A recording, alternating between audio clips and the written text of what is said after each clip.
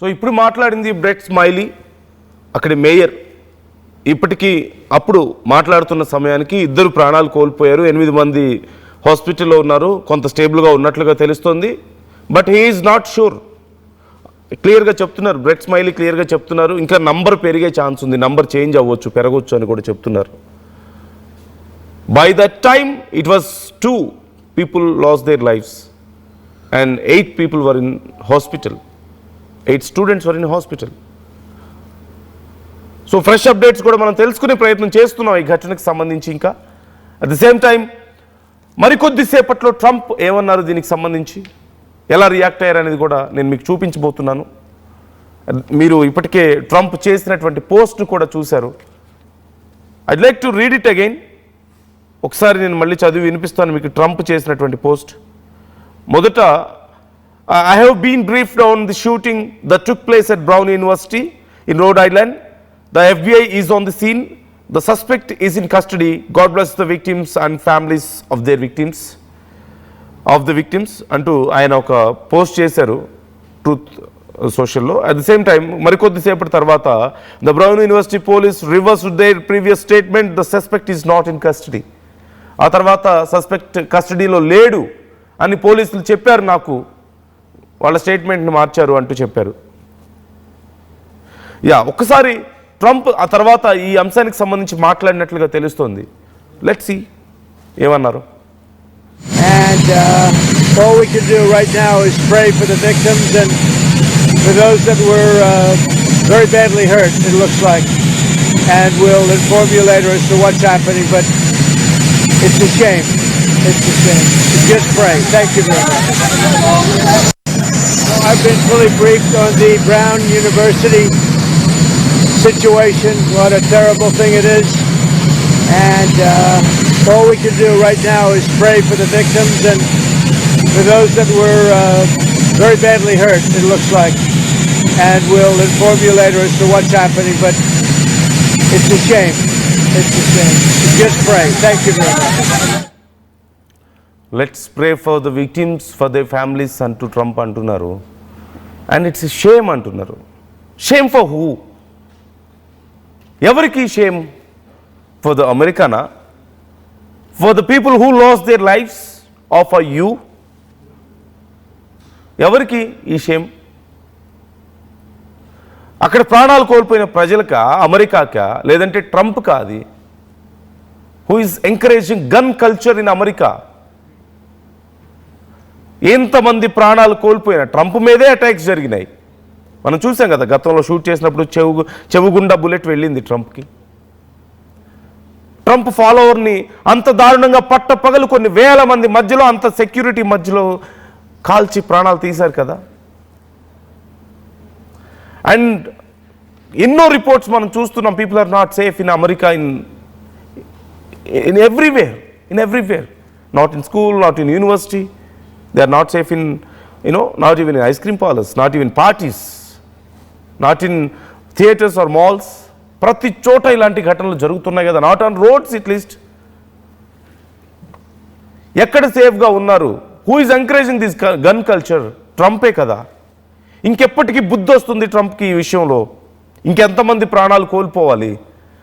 కాల్పులు జరిపిన వాళ్ళల్లో చాలామంది, what ever the reason it is, అంతర్జాతీయ ఉగ్రవాదులు కాదు. ఇప్పుడు భారతదేశంలో ఎవరైనా కొన్ని చోట్ల కాల్పులు జరుపుతూ ఉంటే అక్కడక్కడ మనం చూస్తున్నాం కొన్ని ఘటనలు. Who is doing that? ఎవరు చేస్తున్నారు? అంతర్జాతీయ ఉగ్రవాదులు చేస్తున్నారు. పాకిస్తాన్ లాంటి దేశాల నుంచి వచ్చిన వాళ్ళు చేస్తుంటారు, లేదంటే వాళ్ళు ప్రేరేపించిన వాళ్ళు భారతదేశంలో కొన్ని ఇలాంటి పాల్పడుతుంటారు. And it's too tough to acquire all those equipment, guns or bombs or whatever it is. It's not easy. That is their biggest problem. In fact ఇక్కడ వాళ్ళ అతిపెద్ద సమస్య ఏంటంటే, ఏదో ఒకటి ఇలాంటివి చేయడం కాదు పెద్దది సమస్య. అతిపెద్ద సమస్య to get their equipment, to get their guns, to get their ammo. ఇదే అతిపెద్ద సమస్య. But it's very easy in America. You can just go to a shop. మన దేశంలో మనం ఒక సూపర్ మార్కెట్కి వెళ్ళి ఎలాగైతే సరుకులు కొని తెచ్చుకుంటామో, ఇట్స్ దాట్ ఈజీ దేర్. అంత easy. Almost you'll find a gun in every home. ప్రతి స్థానికుడి ఇంట్లో ఒక గన్ మీకు కనిపిస్తుంది. అండ్ ఇప్పటికీ డీటెయిల్స్ రావాల్సి ఉంది అక్కడ గాయపడ్డ వాళ్ళలో. ఇప్పుడు 2 ప్రాణాలు కోల్పోయారు, 8 మంది గాయపడ్డారు అంటున్నారు. మృతుల సంఖ్య మరింత పెరిగే అవకాశం ఉంది. ఇండియన్స్ కూడా అందులో ఉండుండొచ్చు అంటూ కొన్ని అనుమానాలు వ్యక్తం అవుతున్నాయి.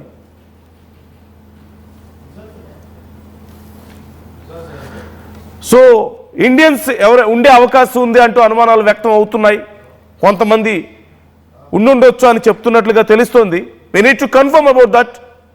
ఒకసారి కన్ఫర్మ్ చేసుకోవాల్సిన అవసరం ఉంది. ఇట్ జస్ట్ ఒక డౌట్ మాత్రమే, ఉండుండొచ్చు అని కొన్ని అనుమానాలు వ్యక్తం అవుతున్నాయి. అండ్ మీరు చూస్తున్నారు స్క్రీన్ మీద, అతను సస్పెక్ట్ మాత్రమే ఇప్పటికీ.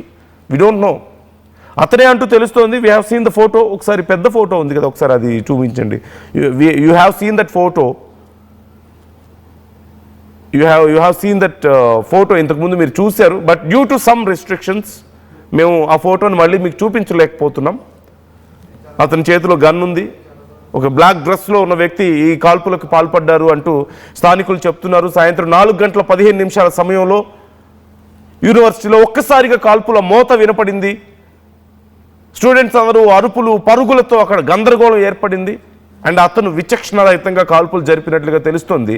He didn't target any particular person. ర్యాండమ్గా అతను కాల్పులు జరిపాడు. And we can see the situation. 8 మందికి గాయాలయ్యాయి, 2 ప్రాణాలు కోల్పోయారంటే వీ కెన్ సీ అతను ఎవరో ఒకరి ప్రాణాలు తీయడానికి అక్కడికి రాలేదు. ఈ don't have a particular target.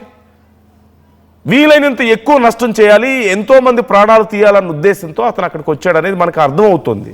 So ర్యాండమ్గా ఇష్టం వచ్చినట్లుగా కాల్పులు జరుపుకుంటూ పోయాడు. కనిపించిన వాళ్ళ మీదల్లా కాల్పులు జరిపాడు. So we are trying to show you that location, Brown University మీరు చూస్తున్నారు. ఇక్కడ భారతీయులు కూడా యూనివర్సిటీలో కొంతమంది ఉన్నట్లుగా తెలుస్తోంది. అయితే ఇప్పుడు ఈ ఘటనలో గాయపడ్డ వాళ్ళలో భారతీయులు ఉన్నారా అనే అనుమానాలు కూడా వ్యక్తం అవుతున్నాయి. We're trying to know more details about this. ఇప్పటికే భారతదేశం కూడా అక్కడ ప్రతి యూనివర్సిటీలో, ప్రతి మేజర్ యూనివర్సిటీలోనూ భారతీయులు ఉన్నటువంటి పరిస్థితి కనిపిస్తుంది. ఎప్పుడు ఇలాంటి ఘటన జరిగినా భారతదేశంలో ఉన్నటువంటి ఆ తల్లిదండ్రుల గుండెలు ఒక్కసారిగా ఒక రకమైనటువంటి గందరగోళం కనిపిస్తుంది వాళ్ళ మనసుల్లో. వాళ్ళ గుండెల్లో భారం ఉంటుంది. వాళ్ళ పిల్లలు వాళ్ళకి ఫోన్ చేసి మాట్లాడే వరకు till they confirm their kids are safe. ఎంత భయంకరంగా ఉంటుంది వాళ్ళ పరిస్థితి ఒక్కసారి ఆలోచించండి. దేశంలో ఉన్నారు, అక్కడికి వెళ్ళి సరిగా ఇప్పటికే పిల్లల మీద బెంగ పెట్టుకుంటూ ఉంటారు, సరిగా తింటున్నారో లేదో, ఎలా ఉన్నారో. చిన్న అక్కడ జాబ్స్ చేసుకుంటూ, పార్ట్ టైం జాబ్ చేసుకుంటూ, ఇప్పుడు ఆ విషయంలో కూడా ట్రంప్ ఇబ్బంది పెడుతున్నాడు అనుకోండి, అది వేరు. ఏదో చేసుకుంటూ చాలని డబ్బులతో ఒక్కొక్క రూమ్లో 10 మంది 12 మంది కూడా ఉంటూ షేర్ చేసుకుంటూ అక్కడ అప్పటికే ఏదో ఒక పెద్ద దేశం వెళ్ళారని బయట చెప్పుకోవడానికి ఉండేది తప్పితే అక్కడ వాళ్ళు ఎంత హారిబుల్ కండిషన్లో బ్రతుకులు ఈడుస్తున్నారో చదువుకోవడానికి వెళ్ళిన వాళ్ళు, ముఖ్యంగా మధ్యతరగతి కుటుంబాల నుంచి కొంచెం ఒక స్థాయి వరకు ఉన్నటువంటి కుటుంబాల నుంచి వెళ్ళినా సరే it's not easy to survive there. అక్కడ ఖర్చు పెట్టుకోవడానికి కష్టం, మనంతటా మనం అక్కడ సంపాదించుకోకపోతే కష్టం. మీకు తెలియదేం కాదు సిచ్యువేషన్. వాళ్ళ విషయంలో ఇప్పటికే ఎప్పుడు ఎలా ఉన్నారో, ఏం చేస్తున్నారో అని భయపడుతూ బాధపడుతూ ఉంటారు. అలాంటిది ఇలాంటి ఘటనలు వింటే ఆ తల్లిదండ్రుల పరిస్థితి ఎంత భయంకరంగా ఉంటుంది. వాళ్ళ పిల్లలు ఫోన్ చేసి మాట్లాడితే కానీ వాళ్ళు ప్రశాంతంగా ఉండలేని పరిస్థితి. ఇప్పుడు ఈ ఘటనకు సంబంధించి కూడా చాలామంది ప్యానిక్ అయ్యేనట్లుగా తెలుస్తుంది. అందులోని యూనివర్సిటీలో ఇలాంటి ఘటనలు జరుగుతూ ఉంటే ఫ్రీక్వెంట్గా చాలామంది భయపడుతున్నారు. తమ పిల్లలకి ఏమైనా అవుతుందేమో అన్న భయం కనిపిస్తుంది చాలామందిలో. అంత దూరం పంపించి, అంత ఖర్చు పెట్టి, అన్ని ఆశలు పెట్టుకొని అంత దూరం వెళ్ళి అక్కడ అంత కష్టపెడుతుంటే పిల్లలు కనీసం వాళ్ళ ప్రాణాల సేఫ్టీ లేకపోతే ఇంకా అర్థమేముంది. సో బ్రౌన్ యూనివర్సిటీ చేసినటువంటి ట్వీట్ కూడా మీరు చూస్తున్నారు ఇప్పటికే. We're very sorry to share that we have confirmed reports of 2 deceased victims from the active shooting situation at the Brown and Hawley Engineering Building. There are 8 additional victims in critical but stable condition at the hospital, and there remains a shelter in peace in place అంటూ వారు ఒక tweet కూడా చేశారు. అంటే 8 మందికి కొంచెం తీవ్ర గాయాలైనప్పటికీ కూడా ప్రజెంట్ హాస్పిటల్లో స్టేబుల్ కండిషన్లో ఉన్నారు అని చెప్తున్నారు.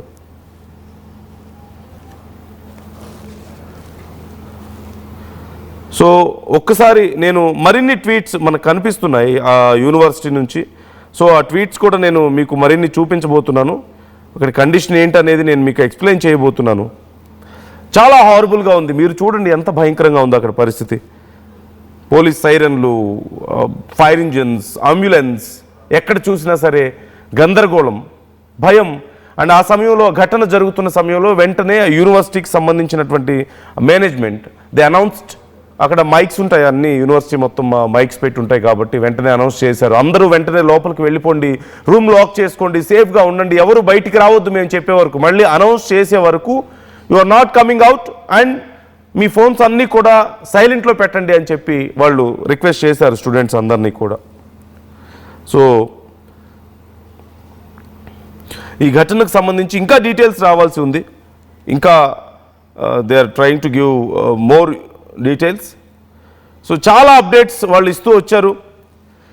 చాలా వరుసగా ట్వీట్స్ చేస్తూ వస్తున్నారు అక్కడ ఉన్నటువంటి కండిషన్కి సంబంధించి అప్డేట్స్ మనకి. సో ఒకసారి నేను మీకు ఆ డీటెయిల్స్ కూడా చదివి వినిపించే ప్రయత్నం చేస్తున్నాను. రీసెంట్గా వచ్చినటువంటి అప్డేట్, బ్రౌన్ అలర్ట్ అంటూ, యూనివర్సిటీ అలర్ట్ అంటూ ఒక అప్డేట్, రీసెంట్గా వచ్చినటువంటి అప్డేట్ నేను మీకు చదువుతున్నాను. The Brown campus continues to be in lockdown and it is imperative that all the members of our community remain sheltered in place. This means keeping all doors locked and ensuring no movement across campus. The law enforcement response remains ongoing. Safety is the utmost and essential priority అంటూ వాళ్ళు చేసినటువంటి post. అంటే brown university ప్రస్తుతానికి పూర్తిగా లాక్డౌన్లో ఉండబోతోంది. అందరినీ సేఫ్గా ఉంచడమే మా బాధ్యత, ప్రధాన బాధ్యత. పూర్తి స్థాయిలో ఎంక్వైరీ అంతా అయిపోయి అంతా సేఫ్ అనుకునే వరకు ఎవరు బయటకు వచ్చే అవకాశం లేదు అంటూ వాళ్ళు చెప్తున్నారు. So they are trying. ఇంకా మరికొన్ని ఘటనలు ఇలాంటివి ఏమైనా జరుగుతాయా అన్న అనుమానంలో కూడా వాళ్ళు ఉన్నారు.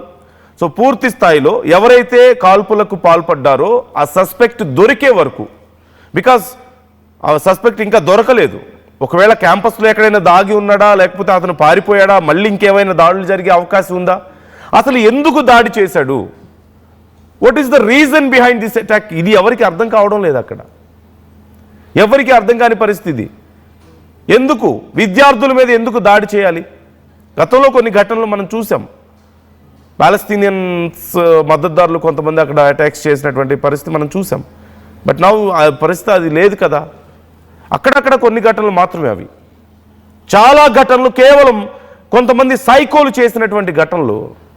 జస్ట్ కొంతమంది సైకోలు వాళ్ళ చేతుల్లో గన్స్ ఉండడం వల్ల వాళ్ళ యొక్క శాడిజం కొంతమంది ప్రాణాలు తీయడం, కొంతమందిని టార్చర్ చేయడం మనం చూసాం. ఇష్టం వచ్చినట్లుగా కాల్పులకు పాల్పడడం. సో ఇప్పుడు అలాంటి ఒక ఘటన. బట్ ఎందుకు ఇదంతా?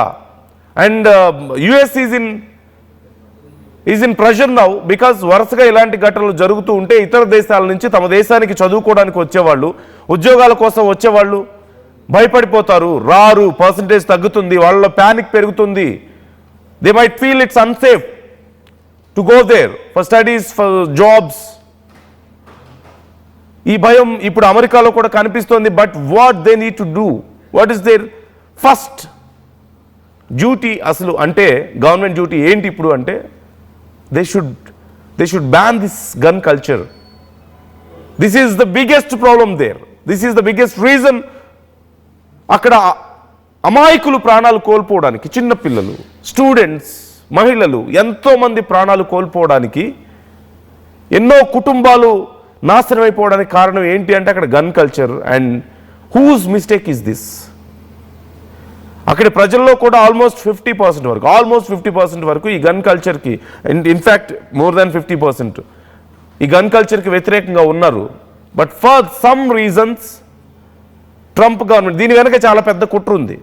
Trump is supporting this gun culture and his party is supporting this gun culture. So చూద్దాం, ఎప్పటికప్పుడు మీకు ఈ అంశానికి సంబంధించి మేము డీటెయిల్స్ ఇచ్చే ప్రయత్నం చేస్తున్నాం. We're trying to find out అక్కడ భారతీయులు నిజంగా ఉన్నారా, వాళ్ళు కూడా ఎవరైనా గాయపడ్డారా ఈ ఘటనలో అనేది మేము తెలుసుకునే ప్రయత్నం చేస్తున్నాం. ఆర్టీవీ ఈ అంశానికి సంబంధించి డీటెయిల్స్ మీకు ఎప్పటికప్పుడు అందిస్తూ ఉంటుంది. ఇన్ కేస్ మీకు ఏదైనా ఈ అంశానికి సంబంధించి డీటెయిల్స్ ఉన్నా తెలిసినా మాకు కూడా షేర్ చేసే ప్రయత్నం చేయండి. అండ్ మీ కామెంట్స్ని కూడా మాకు తెలియజేయండి. మీరేమనుకుంటున్నారు ఈ ఘటనల పట్ల? Who is behind this? మీ ఆలోచన ఏంటి ఈ విషయంలో?